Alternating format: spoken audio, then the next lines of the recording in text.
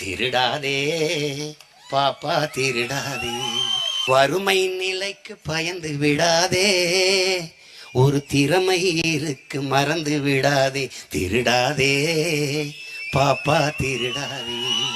திட்டம் போட்டு திருடுற கூட்டம் திருடிக் கொண்டே இருக்குது, அதை சட்டம் போட்டு தடுக்கிற கூட்டம் தடுத்து கொண்டே இருக்குது. திருடராய் பார்த்து திருந்தாவிட்டால் திருட்டை ஒழிக்க முடியாது.